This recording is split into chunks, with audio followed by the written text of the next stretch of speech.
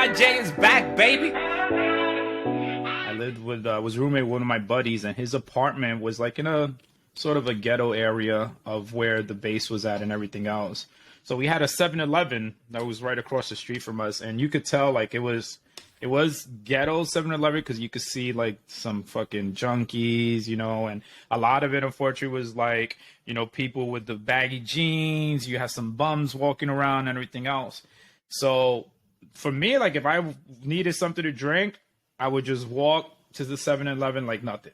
Because growing up in New York, we've always had that scene. You know what I'm saying?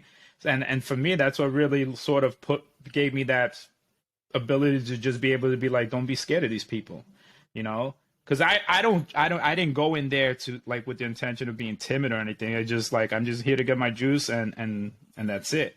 And that's another thing is like I used to tell people, if you're gonna go to New York, because a lot of people who've never been to New York always had the stereotype, oh, you'll get fucking shot, you'll get stabbed, this and this and that. I'm like, dude, as long as you go to New York and don't act like a fucking idiot, or don't show them like you're a tourist, because yes, they will take advantage of you and whatnot. But if you go there with the attitude like you belong there, then nothing's gonna happen to you. And that's why I did walk into that 7-Eleven. If I saw somebody say, hey, what's up, man? And just walk in there like I was from there.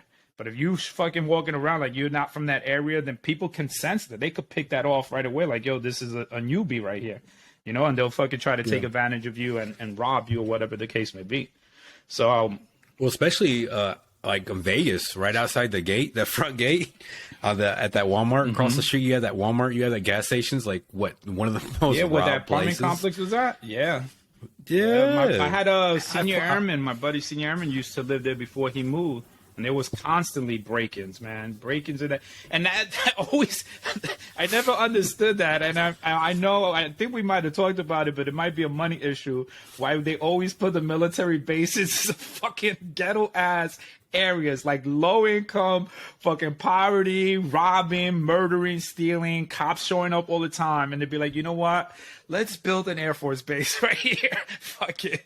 Let's put it right here. I think it was called Craig Road. I lived on Craig Road in Vegas, and that shit was horrible. Like, it was fucking ghetto as fuck, but it was affordable. Yeah. You know what I'm saying? But again, if you didn't show that you belong, you were gonna get picked.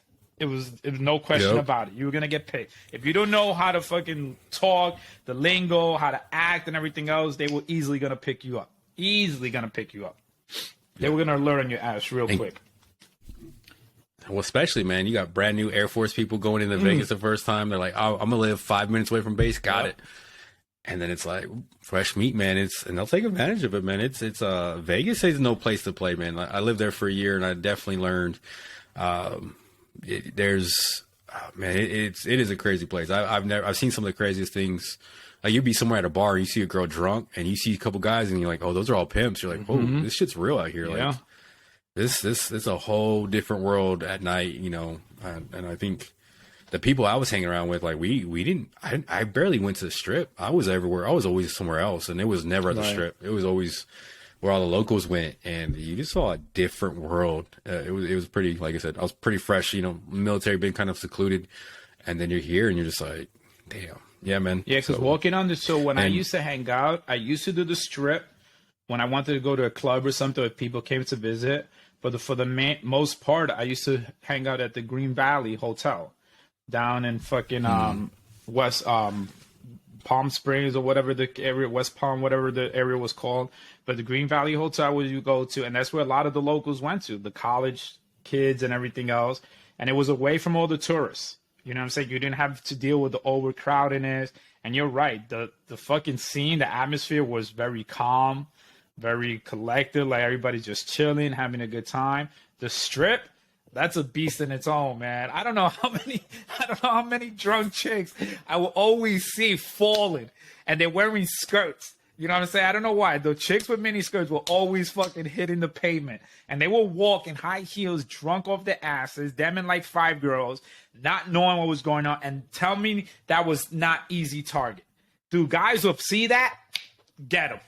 You know what I'm saying? Like the fucking lion hunting its prey, man. And they will fucking try to take those girls home or try to do anything with those girls because it was easy targets. And the girls would lose their minds. They'd just be in Vegas drinking their asses off, knowing that they shouldn't be drinking like that, doing shots when they know their body can't handle it, and they'll just be fucking walking the strip, sloppy, just fucking sloppy girls just walking the strip, being easy targets, man. Easy. I had one friend that came and visit me there. So we're there, we're partying, I'm taking him out. And I think it was a Sunday, and it's like 11 o'clock. We're at a bar, and that place is fucking packed, man. And we've been partying all night. So it's like, it's like we just been in there for hours, and it just kind of looking around. You're just like, Jesus, it's a Sunday. It's like 11, 12 o'clock. This shit is packed as it was last night. Like, this is a different world.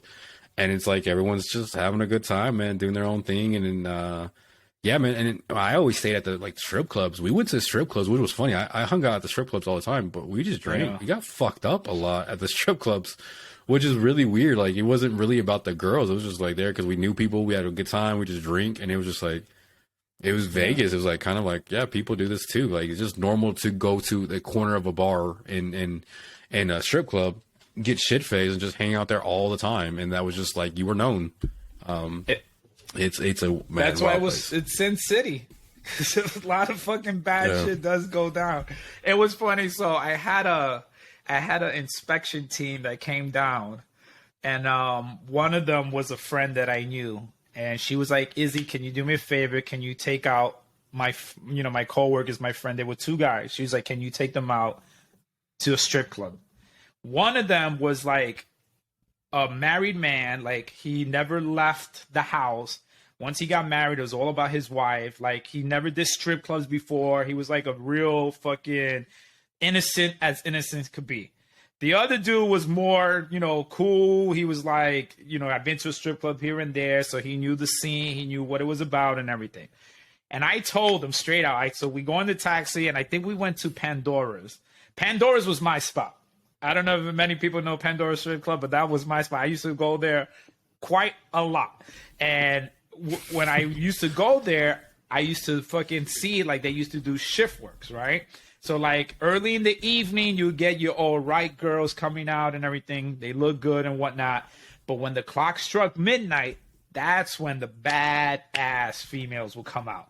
I mean, the dimes were coming out, where the women were just incredible, right? So I tell the guy, I said, before we go in there, we're going to have a ROE. We're going to have our rules of engagement. I said, as soon as we walk in there, we're targets. You guys are going to be targets. These girls are going to come up to you and try to get you to buy a lap dance from them, try to get you buy them a drink and everything else. I said, take your time. I said, because around midnight is when the bad girls come in, like the real good looking ones. I was like, right now, this is just a pre-show. Don't fall into it. Take your time. I mean, unless you see someone that you really want to get a lap dance from, then that's different. I was like, but then when midnight comes, that's when they're going to really come out, and that's when you're really going to want to fucking get your lap dances. I think it was like 10 o'clock. We get in there, of course. I know where my spot is to sit down, so I bring them there. We get the waitress. The cool homeboy, he was chilling. He understood. Izzy said, wait till midnight. I'm going to wait till midnight. The innocent married man, on the other hand, didn't understand the rules of engagement, right? So we're sitting there. The waitress comes. She goes, hey, you guys want some drinks? We say, yeah, let's get some drinks. We do a round of drinks. Here comes the first chick. Cute girl. I mean, her body was kind of too petite and everything else. She goes up to the cool guy. He says, no, I'm good. She comes up to me. I already know. No, sweetie, I'm good. She comes up to innocent, holy married man. I see her doing a dance. $20 down the drain, right? She leaves, and he's like, oh, man. Like, I already see him like a puppy dog. Like, oh, I want more. Here comes the next girl, and the next girl, and the next girl. And I pass. Cool homeboy passes, but who takes? Innocent, holy fucking married man. Dude, by the time midnight hit, they did the shift change. The bad girls were coming in. That's when the cool guy was like, yo, 20. That's when I was like 20. I looked at innocent, holy man. He looks at me. He goes, yo, Izzy, can you loan me $20? He's like, yo, I ran out of money. I said, yo, how much you took out? He said, 100. And it's all gone. And I said, I forgot his name. And I said, bro, I told you before we came in here, the rules of engagement. Do not spend your money right away because there's going to be a shift change and there's going to be some real pretty girls that are going to be prettier than the ones you saw that you're going to want to get lap dances from. The whole night he's staring. His homeboy's getting lap dance from nice looking. I'm getting lap dancing. His homeboy looked at me. He was like, man, I'm going to get him one. So he bought him a lap dance. But I was like, dude, Vegas, you got to know how to play the game in Vegas, man. If not, you would literally spend thousands of dollars in a matter of an hour to 2 hours and then realize, shit, I should have fucking hold my money for the next batch that was coming through. So we had a friend. This is in Okinawa now. So this is Okinawa strip club story. Beyond the banana stories, which that's for another day, man. That's hilarious. Those are some of the best stories in the world. The banana lady, banana show. But so like we're at a strip club, and we had this one dude, man. I won't say his name, but he was a virgin, right? He comes from like North Dakota. He comes from there, man. Like he's such a nice guy. That type of guy. Like if you put your blinker on for like to take right, he will take a right for you, so you can go that way. Like he'll go out of his way. Like super nice guy, but super virgin. Like kind of like hey hell. Like he's struggling to say the word hell. So we're taking him. He's a virgin, and so of course we're gonna corrupt him, right? We're gonna get him fucked up and drunk and like that. So we're taking him out to a strip club, and I don't think it was his birthday yet. I forgot when. It was like one of the many times we took him to a strip club, but he had never been. So he's like brand new newbie. And so like he's going, and so in Oki, that like what they'll do is they'll put you like if you give them money, they'll put you on the strip club and they'll kind of like beat your ass in a second, like kind of really they'll do that. Like it's weird. So I remember this one was for his birthday, and so we all chipped in and we paid for him to go on stage. So they go on stage and just beat his ass. Like that's all they're doing. They're giving him like a purple nurple, like they're just twisting his knee, like taking his belt off. Man, they're fucking beating the kid, like two girls. And they're just beating the shit on him for like $120. We all chipped in. So he goes and like, he's like, it's first time, I think. And it's just surprised that he's getting his ass like handed to him, and it's on stage and we're all laughing, right? Like that's why we all paid money. Well, he goes and he finds a stripper. And so she takes him back for a dance. And so he's gone for a long time. I'm like, where the fuck he go? Like, have no idea. Still virgin. Comes back. He's like, hey man, do you have $80? Like she took all my money. And we're like, why? And he's like, I thought she liked me, man. And it was just like that, like just that, like, but by the way, I need $80. Like I'm broke. Like I owe her money. Like I owe her for these dances. And we're like, what happened? And he was like, she kept dancing and she asked me if I wanted more. And I said, yeah, because I did want more. Not realizing they had to pay for it. No, like that. And it came back and it was like, dude, no more. Like you're done. You're cut. Like we have to go, man. Like we're done. I mean, we're done with money in a sense. Like we just paid for you to go on stage. Like it was a very expensive night, but that dude, man, like he really, and it was kind of like, like, why did you do it? And he's like, I thought she liked me. Like he was like, kind of like, I thought she liked who I was. And like, he just was surprised that he had to owe her now additional 80. I think he spent like over 200 on her. And then he still owed money on top of that because he said kept going and shit. That was a lucrative night for her, man. And the thing is that they see that. They could see who are the easy targets. They could see who they could just latch on and just keep getting the money from. So when I was in St. Louis at Scott, I went TDY there. So me and some of the classmates, we said, "Hey, let's fucking check out a strip club in St. Louis. Let's see what's up with it." We go in there, and we had some young airmen around E4s. They're like 20 years old, whatever the case, 21 years old, and we're in there and we're buying drinks and everything. And one of them, like your boy, fell in love with one.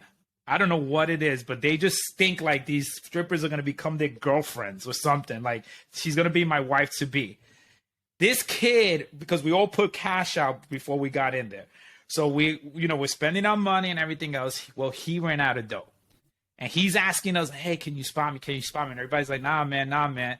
Tell me why this kid ran to the ATM and was trying to use his government travel card to take money out so he could spend it in the fucking strip club. Yo, me and my other homeboy, because we were like the high rankings there, we had to grab him. We had to take the GTC card away, and we're like, dude, what the fuck? Because, he was blitz, and he was like, nah, she, let me go talk to her, let me get another dance. I think she likes me, blah, blah, blah, blah. And I'm like, dude, we're going home because you're going to get in so much trouble if we fucking let you do what you're going to do, and then we're all going to get in trouble. But, he's trying to put it in. He's trying to put it in and take money out, man. And we're like, what the fuck is this kid doing? It was fucking... Dude, but the strippers know. That girl who was dancing with him, she didn't want to go to anybody else. She just stayed with homeboy until the fucking her shift was done or until the fucking place closed. Because she knew this was the money well. This motherfucker was throwing 20s and 20s and 20s. And, you know, me and everybody else, like, I'll get one here, I'll chill. Have a couple of drinks, and then if I see another one, okay, let me grab this one, and I'll get a dance from her. But this dude was stuck for the whole night with this one chick. And then, of course, we had to leave when he tried to put his government travel card to pay for the fucking stripper. We're like, yo, this fucking kid is losing his mind, man. Yeah, I had a friend do the same thing. Like the girl stayed with him the whole night, and he got her number, and he was like lit like that. He went to call her the next day, and she gave him one less number than she was supposed to. Because she just stayed there, and she was like talking to him and shit. Got them, same thing, right? Like she just played him like that, and then gave the number, and you know, it looked like he was gonna like she was like kind of like that story, like she was gonna like him and shit. And then he looked at her, he was like, "Fuck, man, she left off a digit." You're like, "Damn, dude." Like either, but a lot of them I don't know, use man. the wrong names anyway. You know what I'm saying? Like, yeah, man. I forgot which They're one smart, was the man. stripper that I really liked. I forgot. I think her name was Pandora, not Pandora. It was something else. And like every time I went there, I would ask her because she was fucking hot. But again, they know, man, and you know that's how they get their regulars. They would get the regular clientele that will always show up and everything else. But it's always busy. A strip club is like a lucrative fucking business, man. It's always busy. You'll always have people there all the time. I mean, even if you go to New York, you could go to New York strip club like at 5 o'clock for happy hour, and it'll be fucking packed. You know, people getting off work, they go there. People that don't want to go back home to their fucking wives will go there. Women that don't want to go back to their husbands will go there. You know what I'm saying? Like you get all different fucking characters up in a strip club. And these girls know, they have the understanding of who do I go to, who I know is going to give me money, who I know denied me the last time. Like they got that shit all fucking staged out to fucking get what they need to get. And they're bringing in $1,000 on a good night. You know what I'm saying? Probably even more on just one fucking night. One night they're bringing home mad money, man. You know.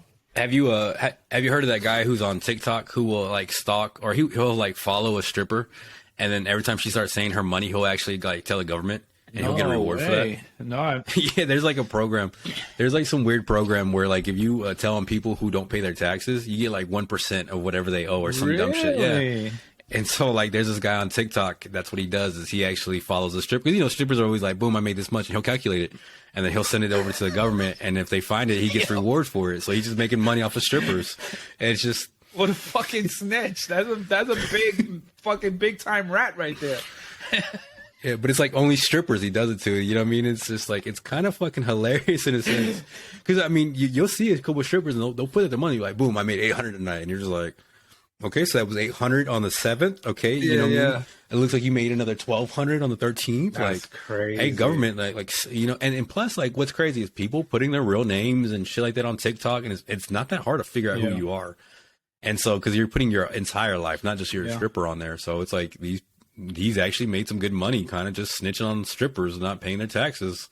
And the government's getting their cut, and so they're giving him 1% or some stupid shit. Either 1 or 10%. So he's like, "Yo, but there's actually like a rule. You want to do a TikTok video?" And she's like, "Yeah, look, I made $10,000." And he's like, "Gotcha." No, it's not even that, man. He just follows them. Like, so it's just like a regular stripper just saying, like, "Hey, I made this much money," because it doesn't matter at all. It's just you're not paying your federal taxes. The government does not play with taxes, man. It is.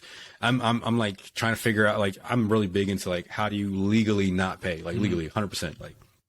You gotta always pay taxes, but there's things you can do to kind of like lower that, right? There's like a little game between you and the government, but there's some people who refuse to pay, and there's a guy who refuses to let those people refuse to pay, and he gets a cut in a sense, just to follow people on TikTok and see them flashing their money. And he's the fucking Batman for the IRS.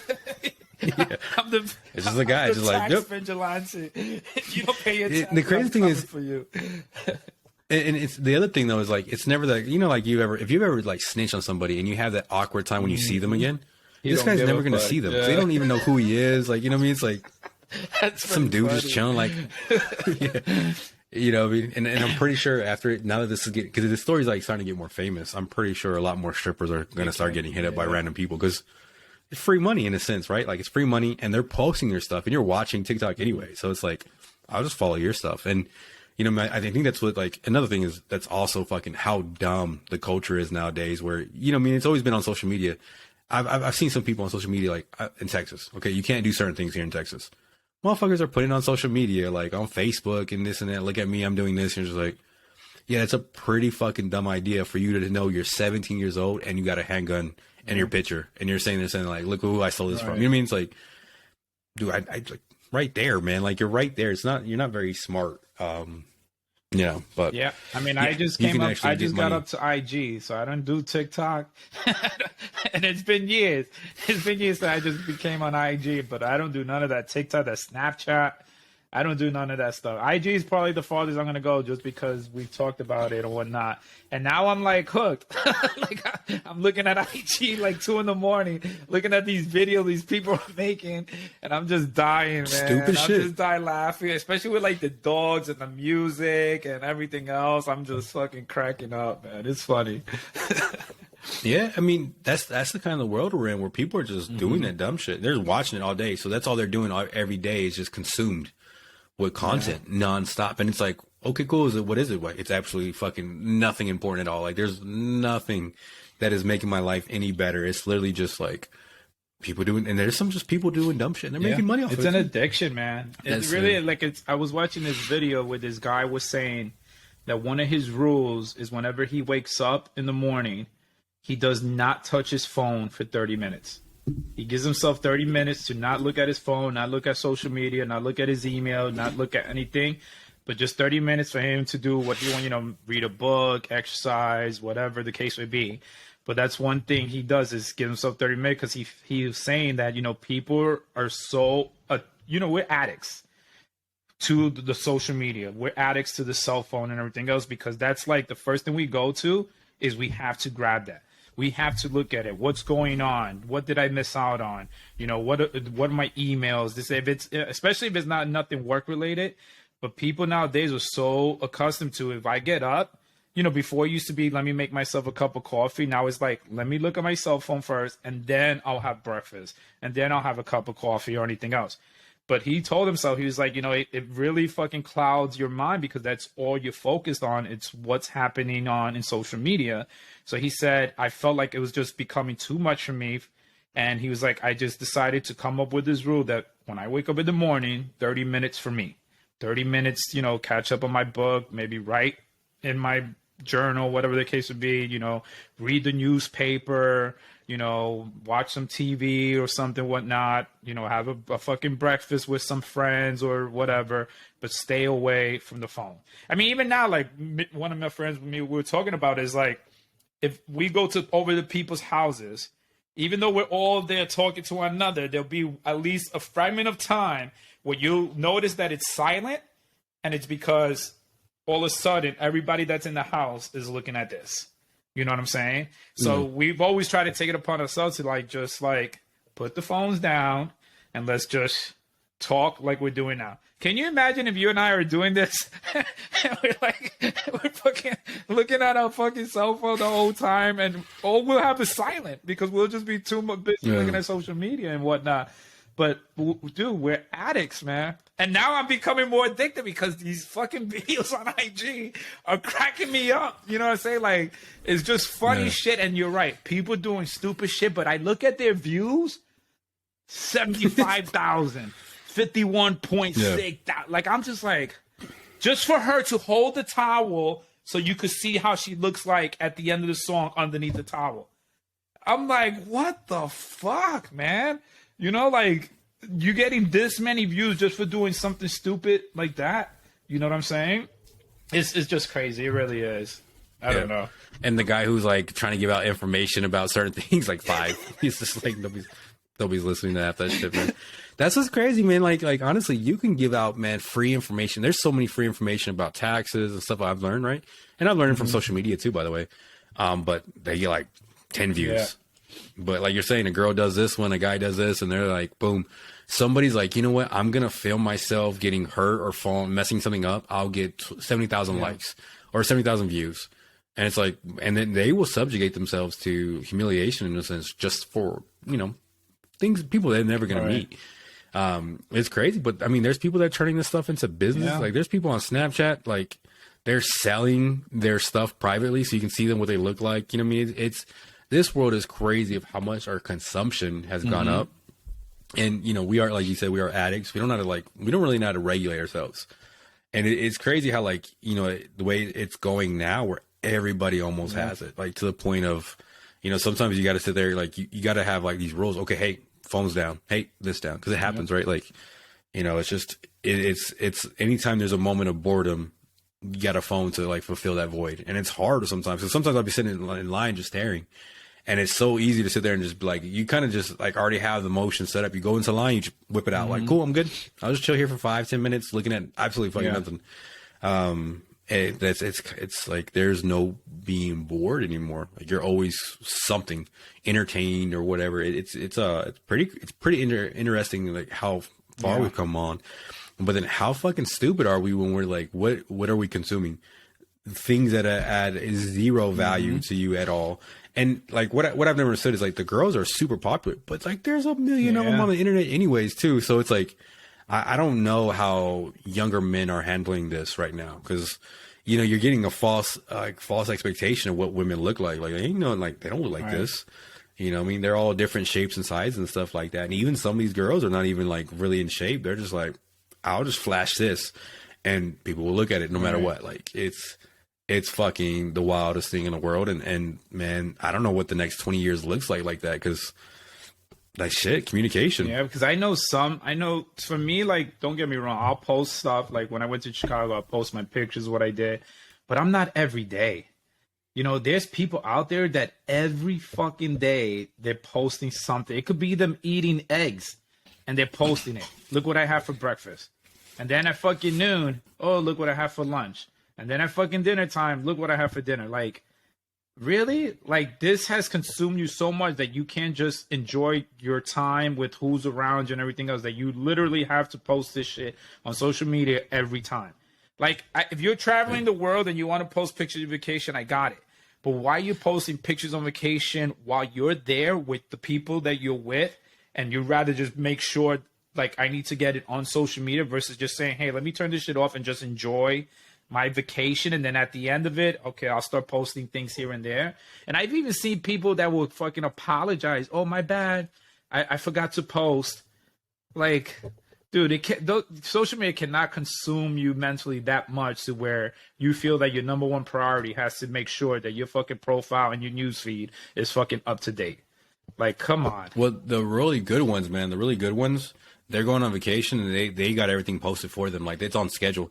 Either got people that manage it for them, like, legit. There's people that's their job, or they have so much stuff and content ready for it that they know on Tuesday at 7:00 this drops. I don't even have to worry about it no more. But and those are the ones that are really successful. The ones that take it like a job. They sit there and say, okay, cool, I'm gonna have a calendar. I plan out what I'm gonna do. I'm gonna do this one on this day. I have this kind of you know, concept going on for the series, whatever. Because I know a couple of those people, and they take it very serious when you're trying to get into their schedules. All right, cool. Yeah, I can post something for you. I can help you out or something like that, but we're going to be another 2-3 weeks out or whatever, because, like, my schedule's full and I'm busy nonstop doing social media stuff, because it is a job for some. And I think that's the difference. Is someone who's like getting, like, say, take a look at my eggs, and someone's like, okay, on Tuesday I'm going to post this. On Thursday I'm posting that. Okay, I'm doing this one. All right, I have a client that I'm doing, or they're going to pay me for this post on Friday. That's what this is for. And they have it mapped out, and it's like, okay, it's a job. That part, like, they're not even going for vacation. They're going because they know they're going to get 10 pieces of content. And that's how they're looking at their vacation, is I get to actually have content now. And it's a business trip because I'm really not going to even enjoy myself. I'm literally just there to post. And that's what people are doing, man. It is wild that there's some people who are like, hey, check out my eggs. Check out what I'm doing. Like, check out my dog, you know, like, da-da-da. Like, I know some people that are like, they have their kids all over the place, right? Though they're not making no fucking money. And there's some people who are sitting there saying, okay, everything I do is very strategic about the brands I have on, what I'm wearing that day.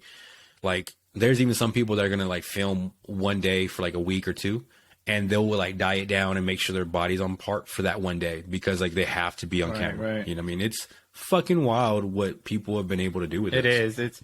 But like I said, it's very consuming. And if they're not doing it for the right reasons, like, it's okay if your posts don't come in till a week later.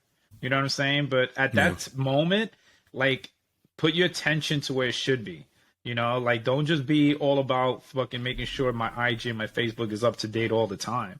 Like, Facebook, I'll look through it here and there. But again, if I go on vacation, I'm not going to be there. Hold on, guys. Wait a minute. We just took this picture. Let me make sure that I fucking update it on my newsfeed so everybody could fucking start hitting like or whatever the case may be. Even with the IG, and I mean, like I said, I'll laugh at the videos, and people do funny stuff on there and everything, and I'm just shocked at the amount of people who actually watch it.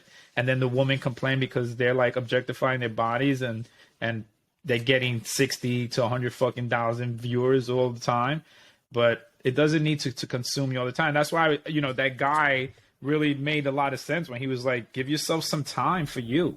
You know, don't let this fucking be your first go-to every time you fucking wake up in the morning. You know, give yourself some time. Read a fucking book. You know what I'm saying? Read a newspaper, watch TV, the news, whatever the case be, or enjoy your breakfast without you having to take pictures of your fucking breakfast. You know?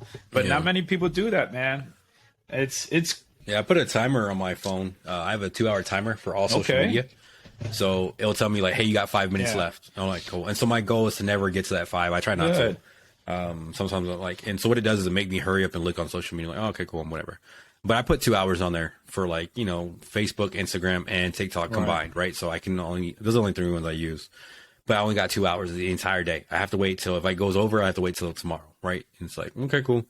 I found that works for me a little bit more because it's a game, right? So it's now it's like, are you going to get there? We don't go, you know what I mean? Those type of things. And like, shit, I use all 2 hours. Okay, well, tomorrow, like, let's try not to get there, whatever. But I think that helps because I found myself just sitting there just like going, I got shit to do, man. I got tons of shit to do. And I think that's what it is. Kind of like it fills a void and you have to sit there and say like, hey, man, like, I was like, I got shit to do, man. If I want X, Y, and Z, if I want another 5 properties this year for rental properties, if I want, you know, this podcast to keep growing, get a little bit better every time, I got to do stuff with that. Like the other podcast is, okay, I want to do this for this other stuff. Like I can use that 2 hours of just bullshitting on TikTok and really got nothing done. I got time. It's a distractor, man. It really is. I mean, and I'm not going to say that I don't do it. I do catch myself sometimes. Like I'll take my supplements and I'll be like, okay, I'm going to go to the gym here in the next 10 minutes. And the next 10 minutes turn into like 45 minutes because I've been fucking sitting there looking at these fucking stupid reels of people's stories and everything else. And then I look up and I be like, oh shit, I'm fucking going to miss out on going to the gym. All because I'm fucking distracted at looking at fucking dogs dance to fucking stupid music that they be playing. It's just all stupid shit. And then now they're doing this, the Disney character faces, like what your face would look like if it was animated. Again, they're using the pets, and here I am fucking laughing at these fucking cats looking like cartoons. And I'm like, Israel, you gotta stop. No more. Don't look at it no more. Put your phone to the side and focus on something else. Well, shit. Well, other than that, brother, we are good to go, and we'll talk next week, right? Bro. Looking forward to it.